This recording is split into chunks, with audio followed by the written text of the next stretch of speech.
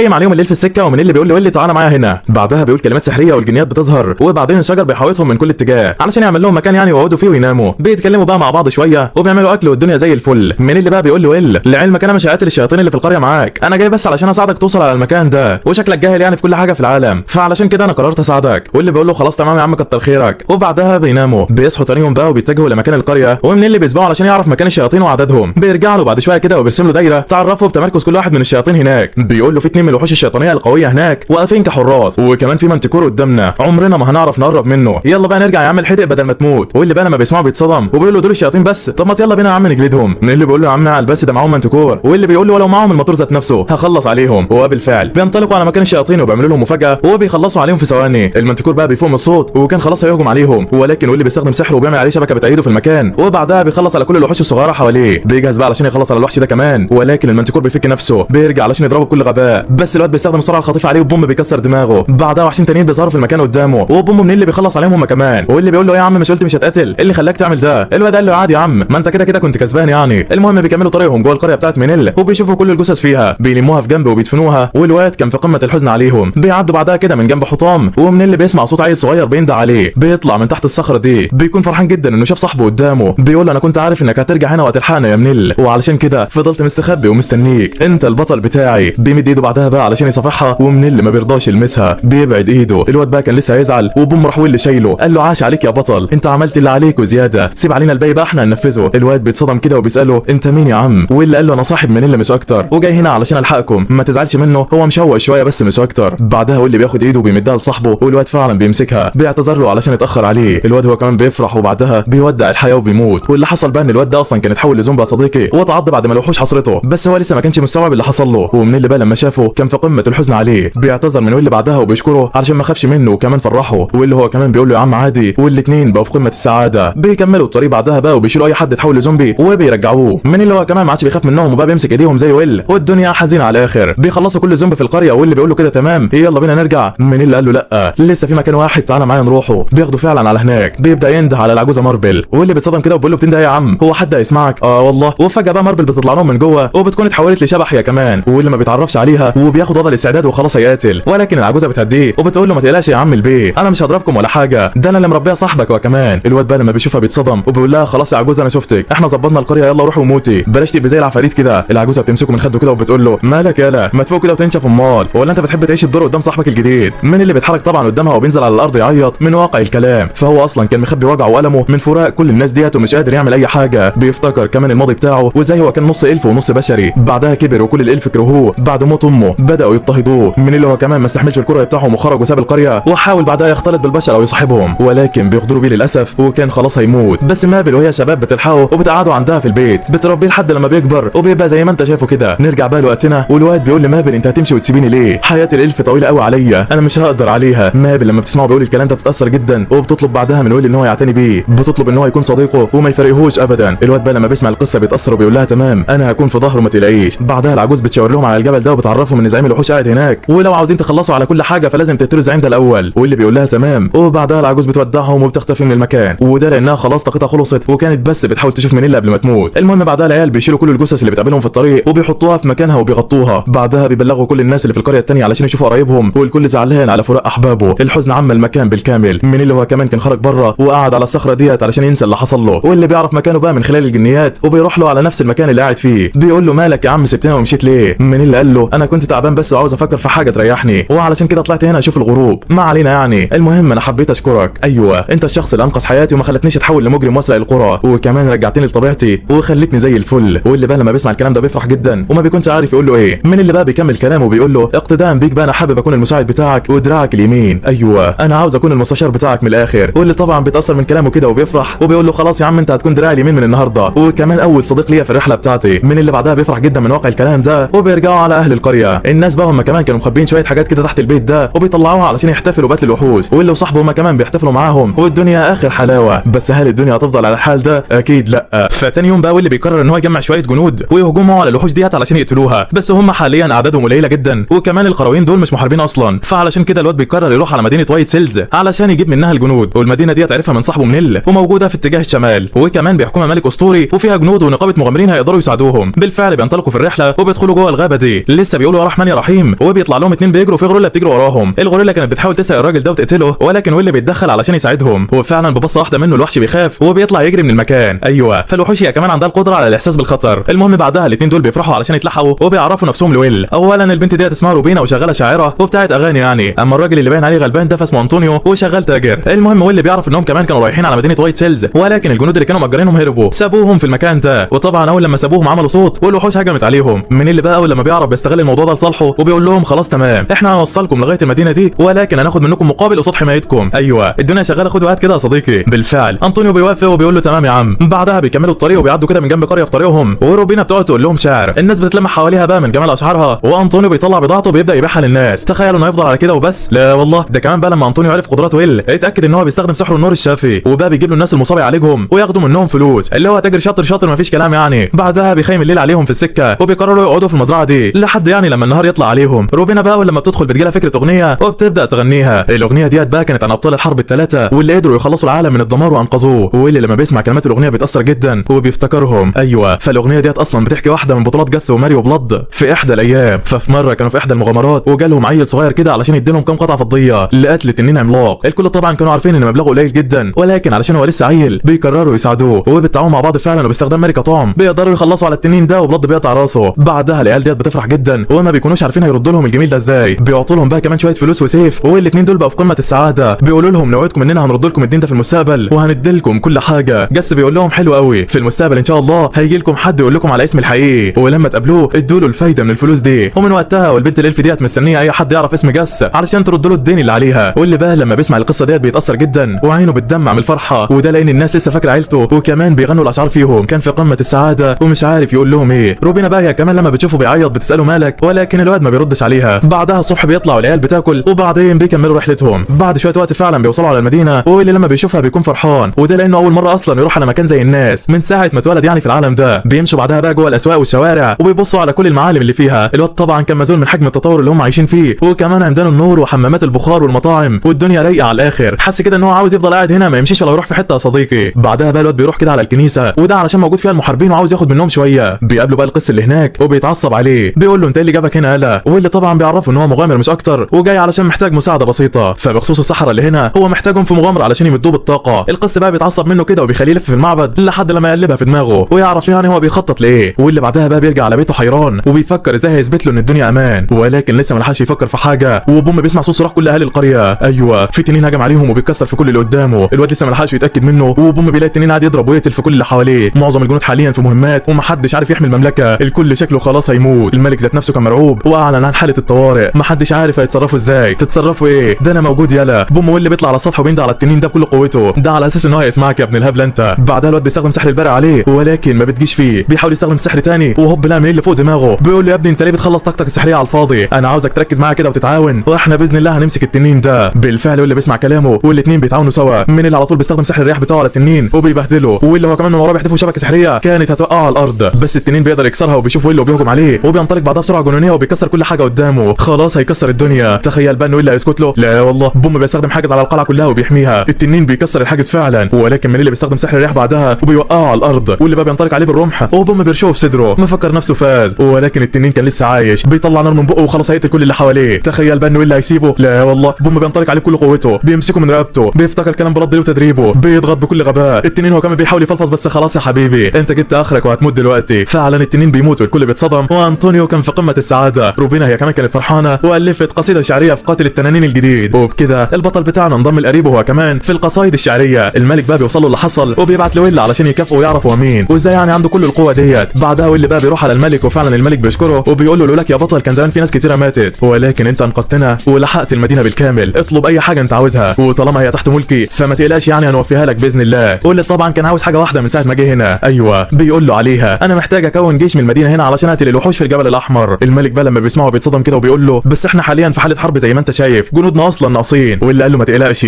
انا هكون الجيش بتاعي، انا بس عاوزك تمدني بالفلوس وكل حاجه من الحاجات الناقصه دي وانا اللي هنقي الناس. الملك طبعا بيعجبه كلامه وبيوافق، ولكن بشرط واحد. ايوه، اشترط عليه ما يرغمش حد ان هو يروح معاه. بالفعل واللي هو كمان وافق على الشرط ده، ولسه طالع بقى من المكان راح قس الكنيسه داخل عليه بيقول للملك انت ليه اخدته من ايديا؟ هو جالي الاول وانا فكرت وقررت اديله اللي هو عاوزه. الملك بيقول له ما براحتك يا عم القس، انا ما عملتش اي حاجه، ده هو عرض عليا طلب وانا كافئته مش اكتر. القس بقى بيتغاظ كده من الملك وبيقول له انا كمان هكافئه. بياخدوا فعلا وبيطلعوا لبره، والقصه تحسه كده كان متعصب جدا، عمال يزعل ويقول على الفاضي والمليان. بيقول له انا هديلك اللي انت عاوزه، هديلك افضل السحرة عندي علشان يساعدوك في مهمتك، وكمان هديلك بنتي علشان تكون ايدك اليمين هناك. واللي بقى لما بيسمع الكلام ده بيفرح جدا والدنيا زي الفل. بعدها بقى الواد بياخد من اللي معاه وبيروح على النقابه علشان يجندوا الفرقه بتاعتهم اللي هتيجي معاه يعني وتقتل الوحوش. في الاول الكل كان مستقل بيه ومش عاوزين يروحوا معاه، بس ريستو بيشوف مهمته وبيعرف انهم هيواجهوا وحش خطير جدا، بيتحمس عليه وبيقول له انا معاك. وبالمناسبه ريستو ده اجمد واحد في النقابه دي، الناس اقتداء بيهم كمان بيوافقوا يروحوا معاه، والوضع اخر روقان. اخيرا بقى الملك لما بيعرف انه اللي كمل فرقته بيعمل له احتفال وبيكرمه كقائد عليهم، وبيكون هو قائد الوحده ذات اللي خاصه بالمملكه، وكان حفل جامد الصراحه. بعدها اللي بقى بياخد الناس والبضاعه اللي هيحتاجها وبينطلق الى مكان الوحوش. بيوصلوا فعلا عند القريه وبيستقروا هناك، والكل كان متعاون مع بعض والدنيا اخر روقان. الكهنه هم كمان بيوصلوا ويبداوا يعالجوا المصابين، وهو اللي كان فرحان جدا. اخيرا بقى ريستوف وفرقته بيوصلوا هم كمان، والكل اتجمع والوضع اخر روقان. وفي خلال الفتره بقى اللي قضوها هناك بقى كل شويه فرقه تروح على جبل الوحوش وتستكشفه علشان يعرفوا الوحوش مستخبيه فين هناك. بس في يوم من الايام بقى واللي كان قاعد كده بينظف في الاسلحه، ريستوف بيدخل عليه وبيقول له الفرقه العشره راحت علشان تستكشف الجبل بقالهم 10 ايام ولسه لحد دلوقتي ما رجعوش. واللي طبعا بيقلق جدا وبيقرر ياخد فرقته ويدور عليهم علشان يعرف ايه اللي حصل. بيجهز فعلا فريق معاه وبياخد من اللي صاحبه وبيتجهوا الى مكان الوحوش دي، ومن خلال تخفي الاثار بتاعتهم بيوصلوا لحد مدخل جبلي كده. بتكون الجثث موجوده هناك، ايوه مقتوله وما فيش ولا واحد منهم عايش، وشكلهم اتهاجموا هنا يا صديقي. المغامرين بقى على عكس التوقع كانوا فرحانين جدا وبيقولوا هم ماتوا وهم بيقتلوا، اكيد زمانهم دلوقتي في قمه السعاده. بس وهم بقى جنبهم بيشوفوا شويه اثار تانية كده وبيروحوا عليها، بس المفاجاه دي بتطلع كمان الوحوش عاملاه، هم خلاص وقعوا فيه، شكلهم كده هيموتوا. الكل بيعمل دايره على بعضه وبياخدوا الاوامر من ويل علشان يعرفوا يتصرفوا ازاي، واللي هو كمان ما كانش عامل حسابه واترعب، بس بدا يهدي نفسه ويعمل تعويذ علشان تقوي كل اللي معاه. وفعلا بدات الوحوش تهاجم من كل اتجاه، واللي كان بيضرب فيهم وسايب صاحبه منيل ومش واخد باله. منيل هو كمان كان بيواجه وحش خطير جدا وبيحاول يوقفه لوحده، بس الوحش بيطلع قوي جدا وبيضربه، والواد بيترمى على الارض. كان خلاص الوحش هيقتله، النار فعلا بتمسك في جسمه، واللي هو كمان اتشتت انتباهه والضربه بتاعته وصلت له، وقع على الارض والوحوش خلاص هتقتلهم. وهوبا استخدم السيف الملعون، ايوه سيف الشيطان، بيقتل بيه الوحوش ويمتص طاقتها وقوته بترجع من تاني. بيستمر قتل الوحوش ومحدش قادر عليه، والوحش الكبير ذات نفسه بيخاف وبيهرب. ريستو بقى بيشوفه في الحاله ديت وبيوقفه بالعافيه وبيقول له الحق صاحبك منيل علشان حالته صعبه جدا، ولو سيبناه اكتر من كده هيموت. الواد فعلا بيروح عليه وبيستخدم قوته علشان يعالجه، وفعلا منيل بدا يخف، بس طاقه ويل بتخلص وبيترمى على الارض مغمى عليه، وبعدها بياخدوهم هما الاثنين على السرير علشان يتعالجوا. واللي بقى بيصحى على طول مفزوع على صاحبه وبيقول هو ايه اللي حصل له، هو لسه عايش ولا ايه؟ ريستوف بيطمنه عليه وبيقول له ما تقلقش يا عم، هو حالته مستقره، اهم حاجه ارتاح انت واحنا هنعرفك كل اللي حصل بالتفصيل. الواد فعلا بيسمع كلامه وبيرتاح، ولكن بيفتكر كل اللي حصل هناك، بيفتكر ان اللي حصل ده كله بسببه وانه كان ضعيف وما قدرش يحمي صاحبه من الموت. بيلبس هدومه بسرعه وبيطلع لبره وبيقابل روبينا وانطونيو هناك، الاثنين بيلاحظوا شكله المختلف وما بيعرفوش ايه اللي حصل معاه، واللي هو كمان بيروح على صاحبه وهو مغمى عليه، بيعالجه بيعتذر له علشان يتسبب له في كل اللي حصل ده، وبيقول له انا عارف يا صاحبي انك اتأذيت بسببي، وعلشان كده انا هروح على الوحوش ديت لوحدي واخلص عليهم، يمكن انا جيت عليك وجرجرتك في حاجات انت مالكش ذنب فيها، بس بالرغم من كل ده بتمنى انك تسامحني. بعدها واللي بيطلع لوحده شادد الرحال وعازم ان هو يخلص على الوحوش دي، لسه يطلع من الغابه وبوم بيلاقي من اللي قدامه، ايوه انا مش هسيبك تروح لوحدك وانت بالحاله دي، واللي بيقول له مشي من قدامي انا مش فاضي لك يالا. من اللي بيتعصب عليه وبيقول له على جثتي، واللي بقى ما بيديش لكلامه اهميه وبيكون خلاص سايبه وماشي، بس الواد بيتعصب منه وبيديله بوكس، ولكن ولا اي حاجه حصلت. هو ده اخرك ولا ايه؟ من اللي بيتعصب عليه وبيهجم عليه من تاني، بس مش عارف يعمل اي حاجه، واللي قوته جباره جدا وبيقرا كل تحركاته وحرفيا مش سايب له فرصه. من اللي هو كمان بيتعافى عليه وبيحاول يضربه، بس واللي وقتها بيوقعه على الارض، بوم بعدها بيكسر له دراعه، بيقول له الصحراء هناك يقدروا يعالجوك، يلا سيبني علشان اكمل الطريق بتاعي. من اللي بيتعصب منه بيقول له استحاله استحاله سيبك تروح وتموت علشان خايف عليا. بيهجم بعدها هجوم عليه بالجنيات بتاعته، واللي كان قادر يفادي الهجوم بسهوله، بس لو فادها تيجي في منيل وتخلص عليه، بيضطر ان هو يصد الهجوم فعلا، وبعدها بيقع على الارض ما عادش قادر يتحرك. من اللي هو كمان بقى كان قدامه وبيديله بالرجل بتقلبه، بيقول له مش هتتحرك زي ما انا قلت لك، انا الكسبان في القتال. واللي ساعتها بيتعصب منه بيقول له انت بتعمل كل ده ليه؟ انا من شويه كنت هموتك وما عرفتش احميك، كنت اخسرك للابد، انا مش هقدر على خسارتك يا صاحبي. من اللي بيقول له نفس الكلام ليك يا غبي انت، فانت اول صديق ليا اتعرفت بيه وكمان الشخص اللي انقذني، انا مستحيل اسيبك تروح وتموت، انت مش عارف غلاوتك عندي قد ايه. واللي وقتها بيتاثر جدا من الكلام ده وعينه بتدمع، بيعتذر من صاحبه علشان ورى له الجانب ده منه، والجو بيحلو على الاخر. بعدين بقى العيال بيمدوا ايديهم لبعض والقمر نوره بيظهر والدنيا عظمه على الاخر. بيرجعوا بقى على القريه وروبينا كانت فرحانه جدا برجوعهم وبتعيط على الاخر، بتقول لهم انتوا عملتم كده ليه انتوا الاثنين، انا مخصماكم. العيال طبعا بتصالحها والدنيا حلوه. وبعدها واللي بيدخل بقى على ريستوف علشان يعملوا خطه لقتل الوحوش، بيقول للكل المكان اللي هنروح له ده خطر جدا ويمكن نموت هناك، فلازم تجهزوا نفسكم لكل الظروف علشان مش عاوز اجبر حد ان هو يجي، اللي مش عاوز يجي معانا فمن الاول خليك احسن علشان لما هتروح هناك احتمال ما ترجعش. الكل وقتها بيقولوا له معاك ما تقلقش هنكسر الوحوش دول، واللي بيقول لهم زي الفل قوي احنا كده اتفقنا، وعلى كل راس شيطان بقى هتاخدوا 10 قطعات ذهبيه واحلى مسا عليكم يا رجاله. طبعا كل الجنود فرحوا بالرقم ده واستعدوا باقصى قوتهم والدنيا بقت عظمه على الاخر، واللي هو كمان بيحط الخطه التمام وهيا بنا الى المعركه يا رجال. بيوصلوا فعلا عند المدخل الجبلي وبيحسوا بالوحوش قدامهم، واللي بيرسل الكل في مكانه وبتبدا المدعكه، شويه وحوش بيهجموا عليه بسرعه والواد بيجهز نفسه وبيضربهم بالسحر من ورا، الدفاع وكمان كان قدام، واللي بينطلق بجنود المشاة علشان يقتلوا اللي في السكه. الخطه بتاعته ماشيه عالي العال، بيستمروا في التقدم لحد لما بيوصلوا بقى عند المعبد ده، واللي لما بيوصل عليه بيحس بطاقه سحريه هي كبيره، بيوقف صاحبه كده وبيقول تعويذه من هنا، وهوبا الوحش الشيطاني ده بيظهر قدامهم. ايوه ده نفس الوحش اللي ضرب منيل المره اللي فاتت وهرب، كان مجهز لهم كمين علشان يقتلهم وخلاص العيال في خبر كان. ولكن هل انت متخيل انهم جايين يموتوا يا صديقي؟ لا والله، بوم بيبداوا في القتال معاه والضربه من هنا وضربه من هنا والعيال مسيطرين. ايوه مين اللي بيطلع على الشجره ديت وبيضرب بالسهام، واللي من تحته بيستخدم رمحه على الشيطان، مش سايبه في حاله. بس الوحش ده بقى عنده 3 رؤوس، وكل لما يخلصوا على واحده الثانيه تظهر. هو مش هنخلص ولا ايه؟ لا والله. فالوحش بقى بعد ما يتفضلوا اخر راس بيتعصب وبيقول لهم تمام، بيفعل الطاقه المشومه بتاعته، بيهجم على ويل بكل غباء. الواد بقى بيصدر روحه ليه وبيبعده، ومن اللي بيفعل قوته كمان علشان يخلص عليه. الوحش لسه يضربه من هنا وبوم، من اللي فتت الارض من تحته، عمل له خلل في توازنه، واللي هو كمان بيستغل الفرصه ديت وبيضربه وبيطير بعدها لفوق علشان يفاجئه. الوحش بقى كان لسه هيبص عليه وهوب احلى مسا عليك، انتصر الثنائي بتاعنا على الوحش ده في القتال وخلصوا عليه. الدنيا راقت على الاخر. بيستمروا بعدها بقى في الاقدام علشان يقتلوا الوحش الاخير، ولكن ريسوف كان سبقهم وقام بالواجب وزياده، وبكده المهمه بتاعتهم خلصت والوحوش انتهت. الدنيا زي الفل. بس هل الاوضاع هتفضل على الحال ده؟ الله اعلم. استنونا بقى في الموسم الثاني من حكايه ويل، واللي ان شاء الله حكايته هتعجبكم جدا. استنونا كمان بقى في الفيديو اللي جاي، وما تنسوش تشتركوا في القناه. ويلا يا عم، سلام سلام سلام.